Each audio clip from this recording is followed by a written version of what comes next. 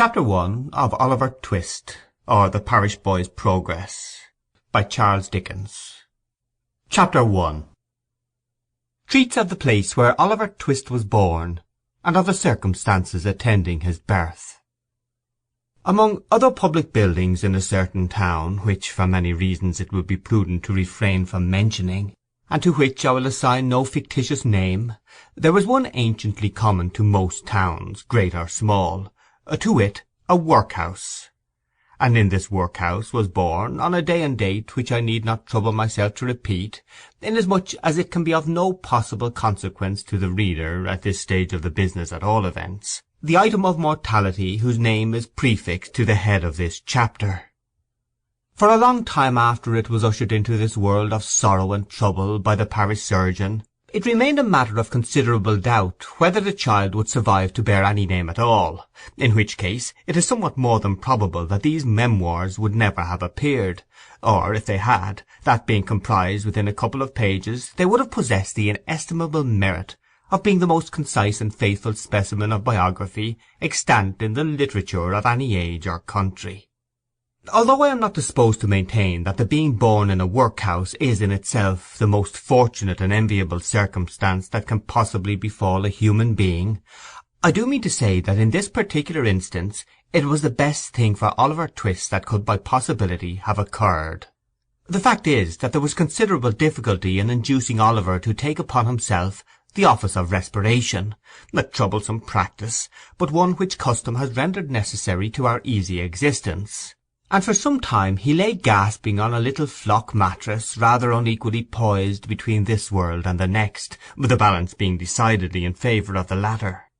Now if during this brief period Oliver had been surrounded by careful grandmothers, anxious aunts, experienced nurses, and doctors of profound wisdom, he would most inevitably and indubitably have been killed in no time.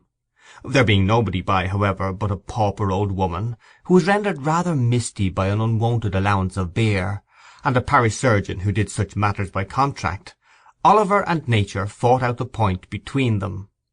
The result was that after a few struggles Oliver breathed, sneezed, and proceeded to advertise to the inmates of the workhouse the fact of a new burden having been imposed upon the parish, by setting up as loud a cry as could reasonably have been expected from a male infant who had not been possessed of that very useful appendage, a voice, for a much longer space of time than 3 minutes and a quarter. As Oliver gave this first proof of the free and proper action of his lungs, the patchwork coverlet which was carelessly flung over the iron bedstead rustled, the pale face of a young woman was raised feebly from the pillow, and a faint voice imperfectly articulated the words, "Let me see the child, and die."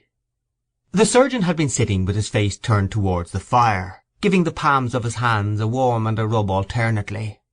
As the young woman spoke, he rose, and, advancing to the bed's head, said with more kindness than might have been expected of him, "Oh, you must not talk about dying yet." "Lord bless her dear heart, no," interposed the nurse, hastily depositing in her pocket a green glass bottle, the contents of which she had been tasting in a corner with evident satisfaction. "Oh, Lord bless her dear heart, when she has lived as long as I have, sir, and had 13 children of her own, and all on 'em dead except 2, and them in the workus with me, she'll know better than to take on in that way. Bless her dear heart. Think what it is to be a mother, there's a dear young lamb, do."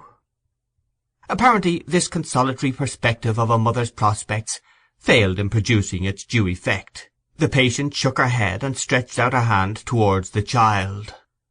The surgeon deposited it in her arms. She imprinted her cold white lips passionately on its forehead, passed her hands over her face, gazed wildly round, shuddered, fell back, and died.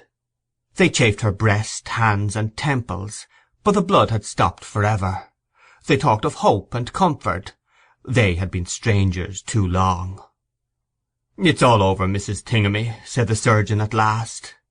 "Ah, poor dear, so 'tis," said the nurse, picking up the cork of the green bottle, which had... Sample complete.